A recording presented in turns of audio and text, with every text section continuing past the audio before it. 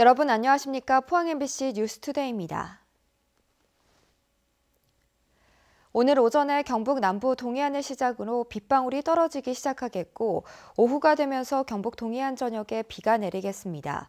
이 비는 내일까지 오락가락 내리겠습니다. 기온은 평년과 비슷하겠고 미세먼지는 좋음에서 보통 수준이 예상됩니다. 안수진 기상캐스터입니다. 오늘 경북 동해안에는 동풍의 영향으로 비가 내리겠습니다. 오전에는 남부 동해안에 비가 내리겠고 오후가 되면서 경북 동해안 전역으로 비구름이 확대되겠습니다. 이번 비는 조금 길어져서요. 수능 예비 소집일인 내일까지 내렸다 그쳤다를 반복하겠습니다. 예상되는 비의 양은 경북 동해안에 5에서 20mm입니다. 비구름이 몰려오면서 미세먼지 농도는 옅어졌습니다. 오늘 온종일 좋음에서 보통 수준을 보이겠습니다. 내일까지는 동해 먼바다로 바람이 강하게 불면서 물결이 높게 일겠는데요. 항해나 조업하시는 선박들은 각별히 주의하시기 바랍니다. 자세한 지역별 날씨 알아보겠습니다. 오늘 흐리고 가끔 비가 오겠습니다. 낮 기온 울진 13도, 영덕 14도, 포항 15도, 경주가 16도입니다. 울릉도와 독도는 구름 많겠습니다. 낮 기온 울릉도와 독도 12도입니다. 동해상으로도 흐린 가운데 곳곳에 비가 오겠습니다. 바다의 물결 동해 중부 해상에서 최고 2.5m, 동해 남부 해상에서 최고 3m까지 일겠습니다. 이번 비는 내일까지 내렸다 그쳤다를 반복하겠고요. 수능일인 목요일에는 평년 기온을 보이면서 큰 추위는 없겠습니다. 주말부터는 기온이 차츰 떨어지겠습니다. 날씨였습니다.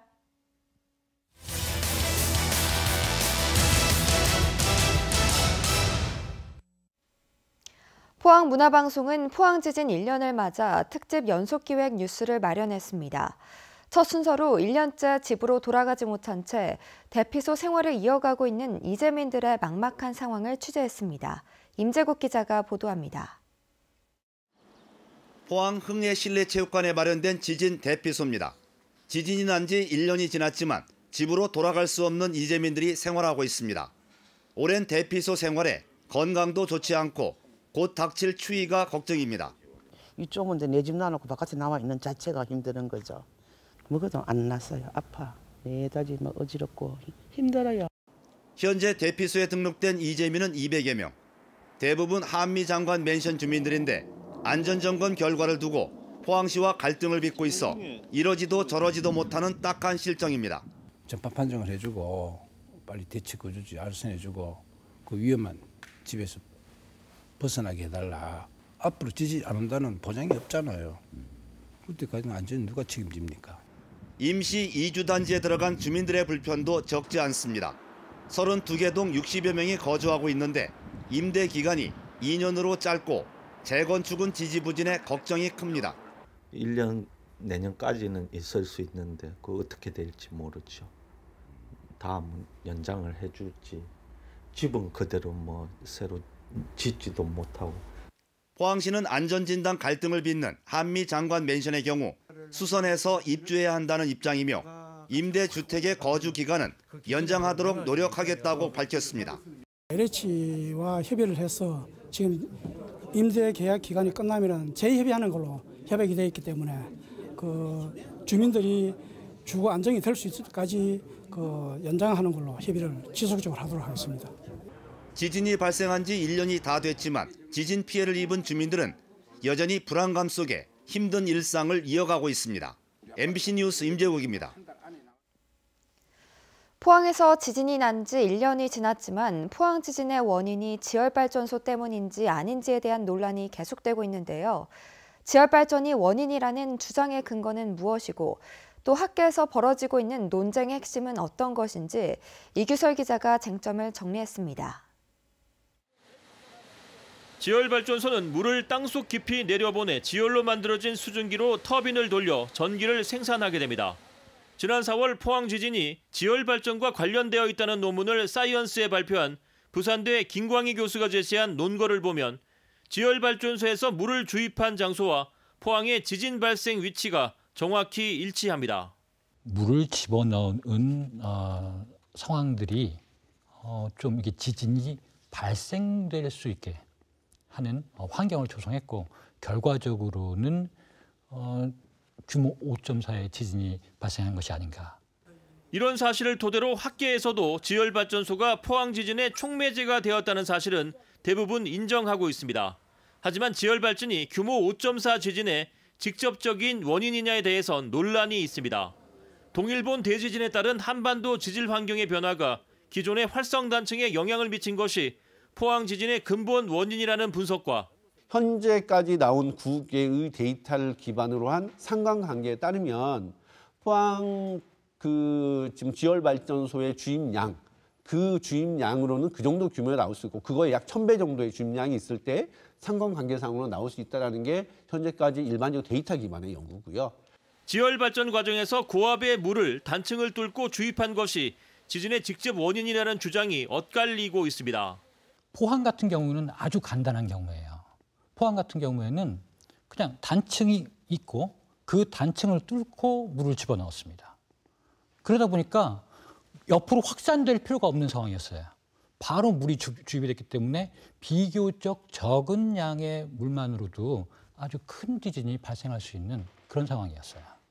산업부는 지난 3월부터 대한지질학회에 의뢰해 지진과 지열발전의 연관성에 관한 연구를 진행하고 있는데 결과는 내년 2월쯤 공개될 것으로 예상됩니다. MBC 뉴스 이규설입니다. 포항지진 범시민대책본부 등은 어제 지진 원인규명 국민감사 청구를 위한 결의대회를 열었습니다.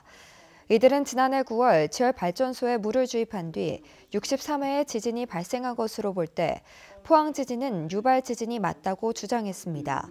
또 국내외 학계에서 유발지진이라는 주장이 계속해서 제기되고 있다며 감사원 감사 청구와 함께 지열발전소 결정에 관여한 공무원을 상대로 민영사상 대응도 추진하겠다고 밝혔습니다. 포항보다 1년 앞서 큰 지진이 일어난 일본 구마모토는 여전히 복구가 진행 중인데요. 피해 현장 접근을 막고 응급복구에 치중하는 우리와는 달리 복구 현장을 관광 상품화했습니다. 전국에서 응원온 관광객들로 인해 관광객도 더 늘었다고 합니다. 일본 구마모토에서 박상환 기자가 전합니다. 지난 2016년 강타한 규모 7.3 지진으로 구마모토는 사망자 267명, 부상자 2,800여 명, 이재민은 약 18만여 명이 발생했습니다. 시민들은 차분히 일상을 살고 있는 모습이지만 2년이 지난 지금도 곳곳에서 복구가 한창입니다.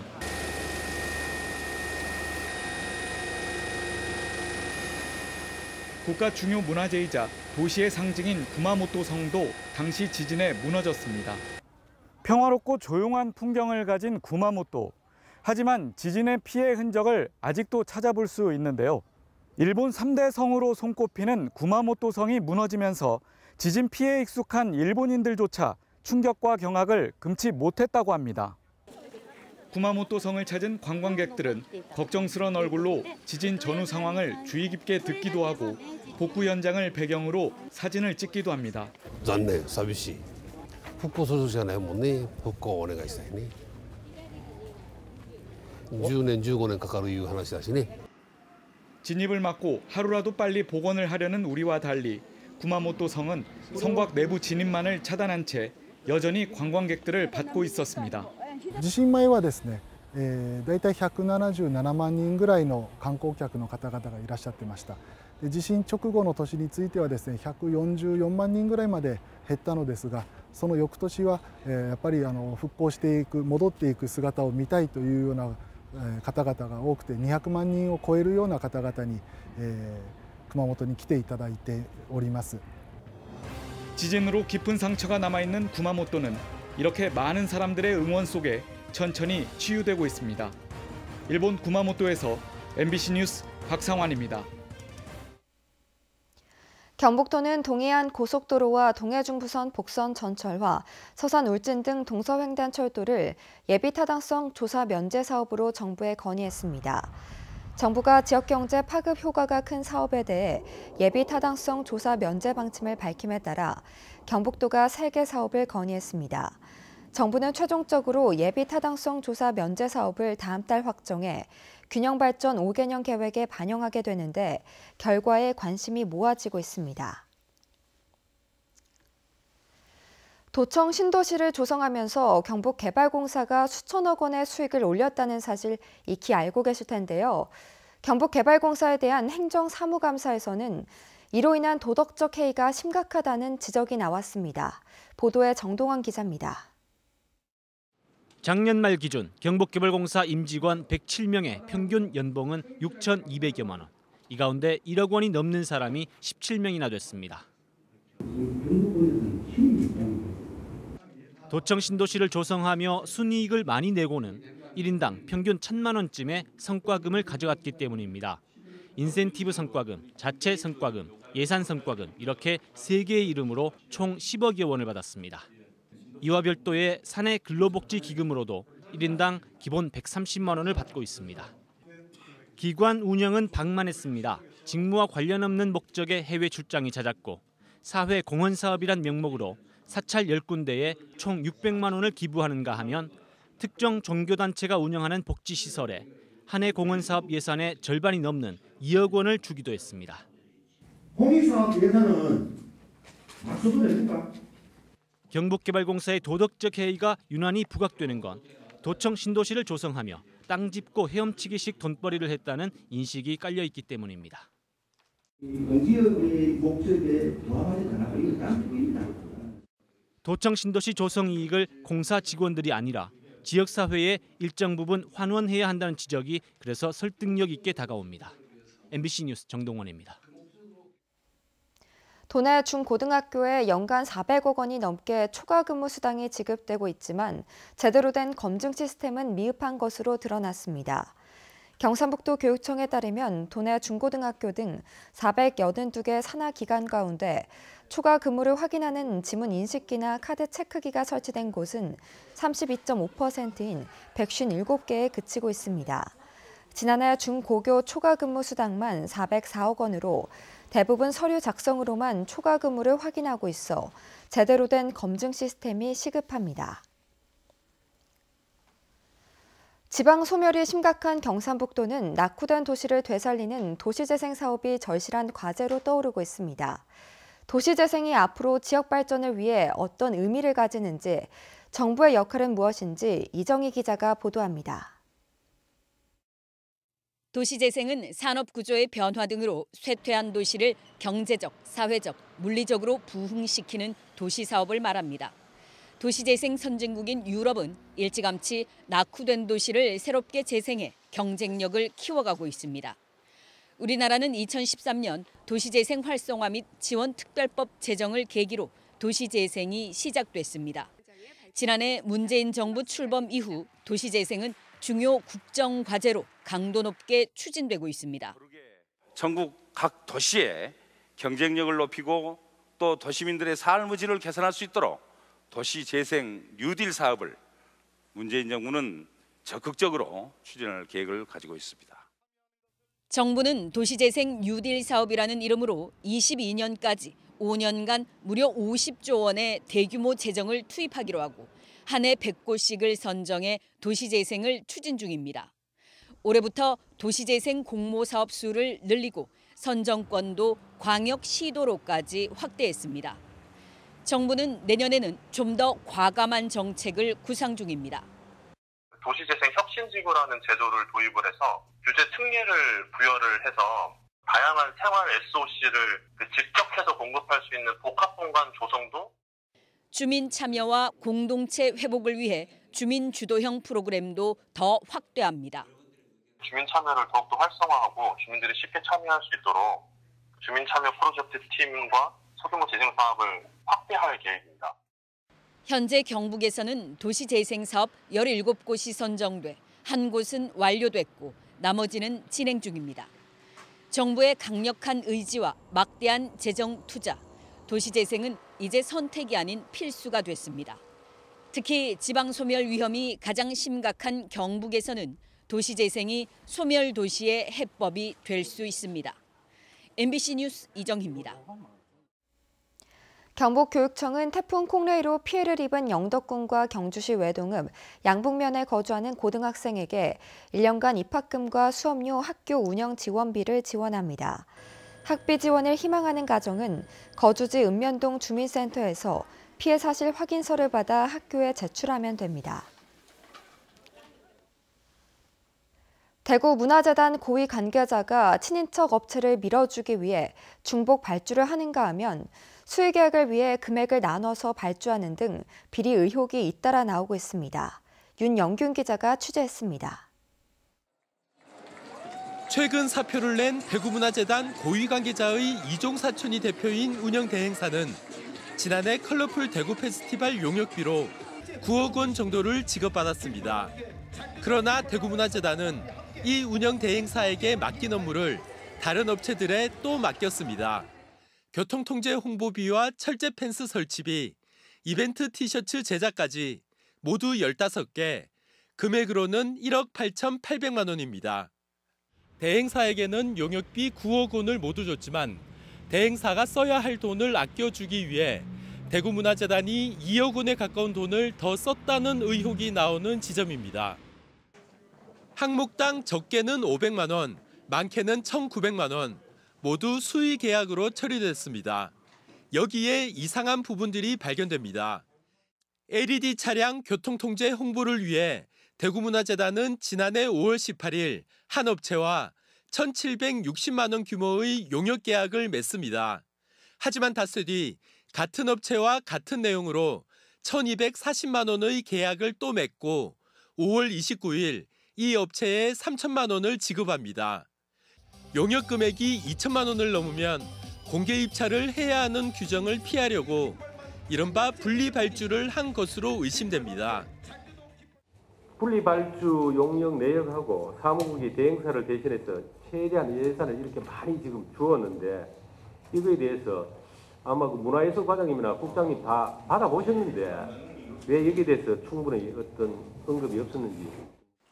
대구문화재단에 대한 감사 결과가 나오면 대구시는 사과와 함께 재발 방지 대책을 마련하겠다고 밝혔습니다. 내년도에는 좀 더 구체적인 가업 지시, 세밀한 설계를 통해서 사업비가 증가돼 가지고 추가 또는 변경 계약이 되는 일이 없도록 최대한 노력하겠습니다. 대구시는 이틀 열리는 컬러풀 대구 페스티벌에 지난해만 15억 원을 썼습니다. 하지만 정작 돈이 어떻게 쓰였는지는 제대로 살펴보지 않았습니다. MBC 뉴스 윤용균입니다. 포스코가 이번 주 복수 노조를 상대로 첫 노사 대화를 가져 지역기업과 노동계의 관심을 모으고 있습니다. 포스코 사측은 어제 한국노총 노조와 오늘 민주노총 노조를 상대로 면담하고 노조 활동 여건과 노동기본권 보장 문제 등을 논의할 예정입니다. 민주노총은 사측이 노조 활동을 방해한다며 최종호 회장 등을 검찰에 고소해놓은 상태며 한노총도 강력한 노조를 슬로건으로 내걸어 사측과의 협상이 쉽지 않을 전망입니다. 포스코가 중소기업 상생 협력을 위해 동반성장 기부금 200억 원을 출연해 산업혁신운동과 상생형 스마트 공장 지원 사업을 벌입니다. 상생형 스마트 공장 지원 사업은 포스코가 정부와 1대1로 사업비를 매칭해 국내 현실에 맞게 중소기업의 스마트 공장 도입을 지원하는 사업입니다. 또 산업혁신운동은 중소기업의 생산성 향상을 지원하는 사업으로 현재 2단계 사업이 진행 중으로 오는 2023년에 완료될 예정입니다. 포항시는 국비와 민자 등 285억 원을 들여 화물차 공영 차고지를 새롭게 조성하겠다고 밝혔습니다. 화물차 공영 차고지는 포항시 대송면 제네리에 6만 1,000여 제곱미터 규모로 480대를 주차할 수 있으며 오는 2021년 완공할 계획입니다.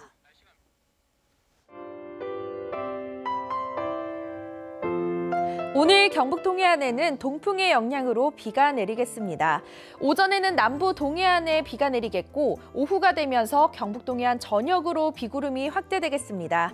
이번 비는 조금 길어져서요. 수능 예비 소집일인 내일까지 내렸다 그쳤다를 반복하겠습니다. 예상되는 비의 양은 경북 동해안에 5에서 20mm입니다. 비구름이 몰려오면서 미세먼지 농도는 옅어졌습니다. 오늘 온종일 좋음에서 보통 수준을 보이겠습니다. 내일까지는 동해 먼바다로 바람이 강하게 불면서 물결이 높게 일겠는데요. 항해나 조업하시는 선박들은 각별히 주의하시기 바랍니다. 자세한 지역별 날씨 알아보겠습니다. 오늘 흐리고 가끔 비가 오겠습니다. 낮 기온 울진 13도, 영덕 14도, 포항 15도, 경주가 16도입니다. 울릉도와 독도는 구름 많겠습니다. 낮 기온 울릉도와 독도 12도입니다. 동해상으로도 흐린 가운데 곳곳에 비가 오겠습니다. 바다의 물결 동해 중부 해상에서 최고 2.5m, 동해 남부 해상에서 최고 3m까지 일겠습니다. 이번 비는 내일까지 내렸다 그쳤다를 반복하겠고요. 수능일인 목요일에는 평년 기온을 보이면서 큰 추위는 없겠습니다. 주말부터는 기온이 차츰 떨어지겠습니다. 날씨였습니다. 네, 이상으로 포항 MBC 뉴스를 마칩니다. 여러분 고맙습니다.